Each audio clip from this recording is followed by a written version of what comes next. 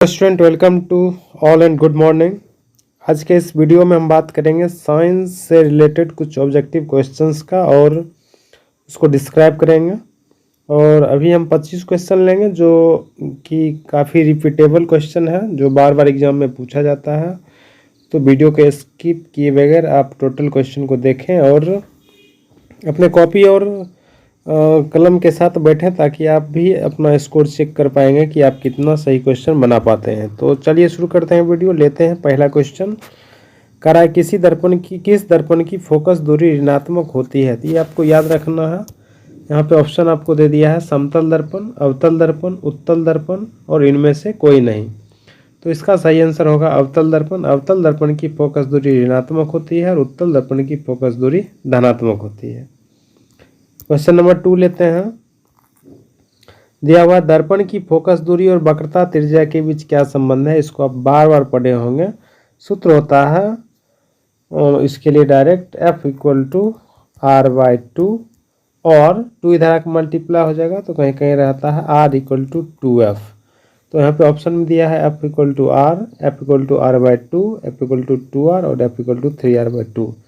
तो इसका right answer हो गया option number B. Question number 3 में दिया है समान नेत्र के लिए स्पष्ट दृष्टि की न्यूनतम दूरी कितनी है। 25 मीटर, 25 सेंटीमीटर, 25 मिलीमीटर और इनमें से कोई नहीं। तो आँख के लिए स्पष्ट दृष्टि की न्यूनतम दूरी वह दूरी होता है जहाँ तक आँख किसी वस्तु को स्पष्ट देख सके। तो इसका जो दूरी होता है वो होता है 25 सेंटीमीटर। सामान्य आँख कोई भी हो तो वो 25 सेंटीमीटर तक की दूर रखी वस्तु को स्पष्ट देख सकता है। क्वेश्चन नंबर 4 दिया हुआ है श्वेत प्रकाश का कौन सा वर्ण किसी प्रिज्म से गुजरने के पश्चात सबसे कम झुकता है। ऑप्शन दिया आपको बैगनी, नीला, लाल और पीला। तो आप जानते होंगे इस प्रकार से एक प्रिज्म लेते हैं, इस पर जब श्वेत प्रकाश पड़ता है तो ये 7 वर्णों में विभक्त हो जाता है, 7 वर्णों में। और इसको लिखा जाता है VIBGYOR। शॉर्ट में याद रखते हैं VIBGYOR, violet, indigo, blue, green, yellow, orange और रेड। तो सबसे कम विचलित कौन हुआ तो हो गया रेड। इसका ऑप्शन नंबर सी हो गया राइट आंसर। नेक्स्ट क्वेश्चन लेते हैं। क्वेश्चन नंबर 5 दिया है मानव आंख की रेटिना द्वारा बनाई गई छवि होती है। छवि मीन्स यहाँ पे प्रतिबिंब है। तो ऑप्शन दिया है आभासी और उल्टा, वास्तविक और उल्टा, आभासी और उल्टा, वास्तविक और सीधा। तो इसका राइट आंसर होगा वास्तविक और उल्टा। हमारे आंख के द्वारा जो रेटिना पे प्रतिबिंब बनता है वो वास्तव में उल्टा होता है, लेकिन हमारे मस्तिष्क के पास इसको सीधा देखने की संवेदना होती है, जिसके कारण हम किसी वस्तु को सीधा देख पाते हैं। तो इसका राइट आंसर हो गया option number B. Next question है आकाश का रंग नीला प्रतीत होता है। ऑप्शन दिया है आपको प्रकाश के परावर्तन के कारण, प्रकाश के प्रकीर्णन के कारण, प्रकाश के अपवर्तन के कारण और इनमें से कोई नहीं। तो हमारा आकाश जो है उसमें बहुत सारे छोटे छोटे कण हमेशा वायु में फंसे रहते हैं, जिसके कारण सूर्य से निकलने वाली प्रकाश की किरणें या आकाश से आने वाली प्रकाश की किरणें बहुत सारे छोटे छोटे कणों से टकराकर वापस मुड़ जाता है, जिसमें एक किरण जो है वो नीले रंग का होता है जो हमारे आंख तक पहुंचता है। तो ऐसी जो घटना होती है वो प्रकाश के प्रकीर्णन के कारण होता है। तो इसका राइट आंसर हो गया ऑप्शन नंबर बी।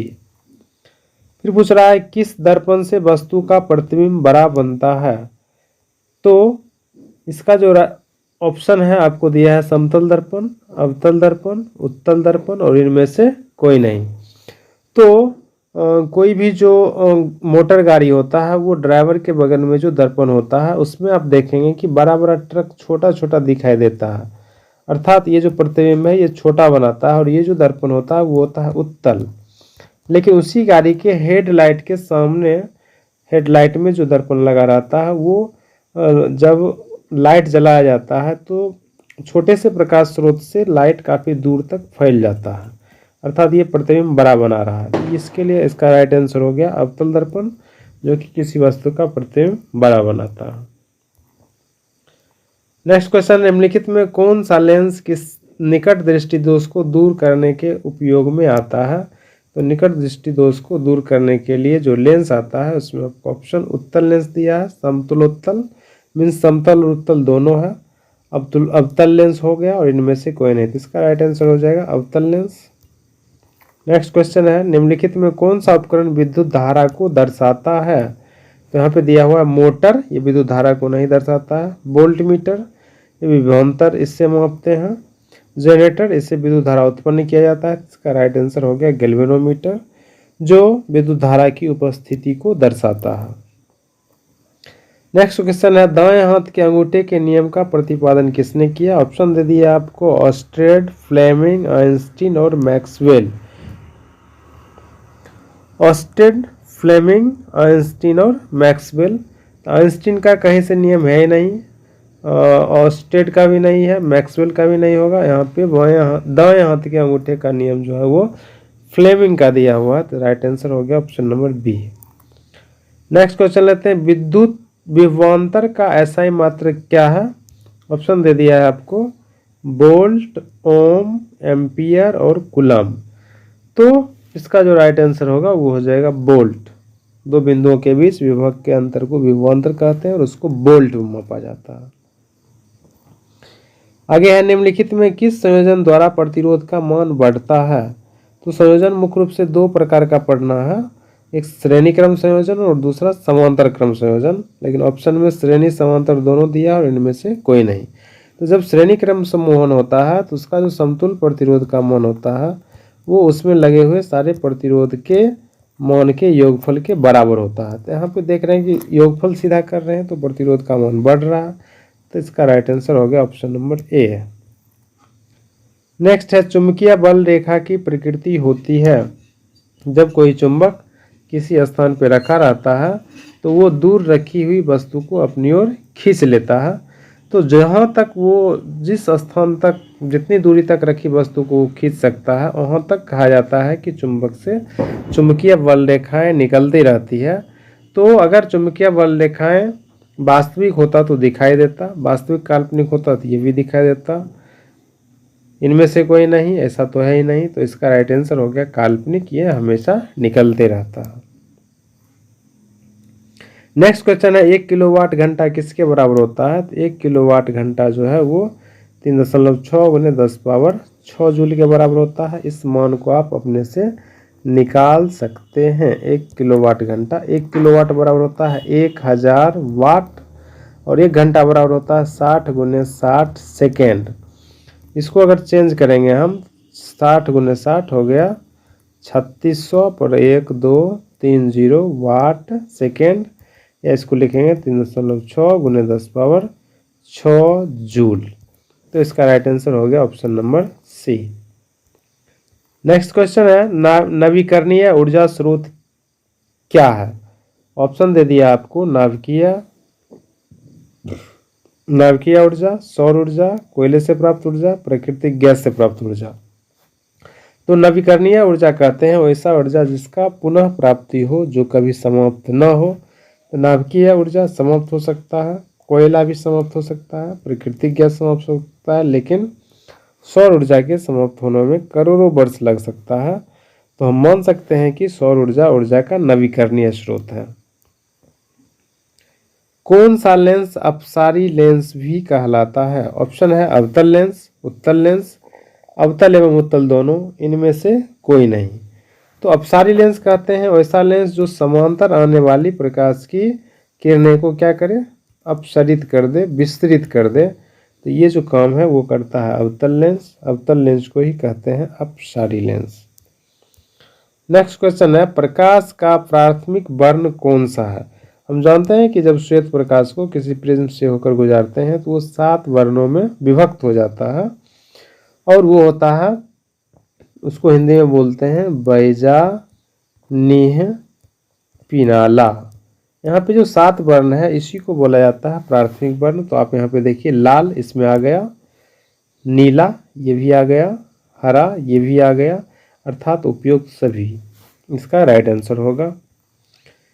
निम्नलिखित में से कौन नेत्र का रंगीन भाग है? ऑप्शन दे दिया है, कॉर्निया, पुपिल, रेटिना और आइरिस।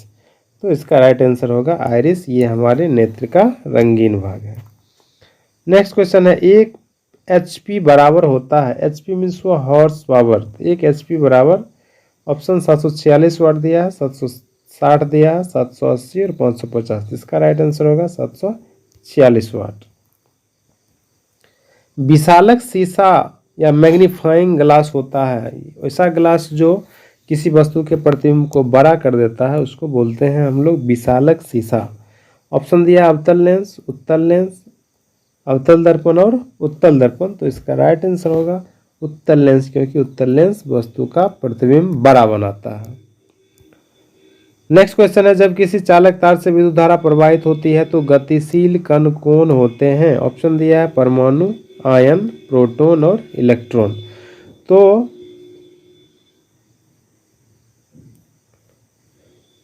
जब विद्युत धारा प्रवाहित होता है तो परमाणु गति नहीं करता है, आयन भी गति नहीं करता है, प्रोटॉन नाभिक के अंदर रहता है, ये भी गति नहीं करता है, इलेक्ट्रॉन इसका राइट आंसर होगा, क्योंकि यही किसी भी तत्व के बाह्यतम कक्षा में मौजूद होता है। जब विद्युत धारा प्रवाहित की जाती है तो इलेक्ट्रॉन का ही गमन होता है। नेक्स्ट क्वेश्चन है, एम्पियर घंटा मात्रक है शक्ति का, आवेश का, ऊर्जा का, इनमें से कोई नहीं। तो इसका सीधा सा आंसर होगा आवेश का। नेक्स्ट क्वेश्चन है, निम्नलिखित में से कौन सा मात्रक वाट के बराबर है? तो ऑप्शन दिया है जूल प्रति second, joule second, second by joule, इनमें से कोई नहीं। तो सेकेंड बाय जूल कभी पढ़ा नहीं गया, जूल प्रति सेकेंड, जूल सेकेंड भी नहीं होगा। इसका राइट आंसर होगा जूल प्रति सेकेंड। विद्युत धारा का मात्रक क्या होता है? विद्युत धारा का मात्रक ऑप्शन में दिया है एम्पियर, वोल्ट, ओम और वाट। तो इसका राइट आंसर होगा एम्पियर। विद्युत धारा का मात्रक एम्पियर होता है, एम्पियर में मापते हैं। ग्लोबल वार्मिंग के लिए उत्तरदायी गैस कौन सा है? ऑप्शन दे दिया आपको O2, NH3, CO2 और N2। तो ग्लोबल वार्मिंग के लिए उत्तरदायी जो गैस है वो CO2 है। तो इसका राइट आंसर हो गया ऑप्शन नंबर C। ये था आज का 25 इंपॉर्टेंट क्वेश्चन। मुझे उम्मीद है कि वीडियो आपको अच्छा लगा होगा। तो वीडियो को लाइक करें, शेयर करें और चैनल को सब्सक्राइब करें। मिलते हैं अगले वीडियो में, तब तक के लिए wish you all the best. Thank you.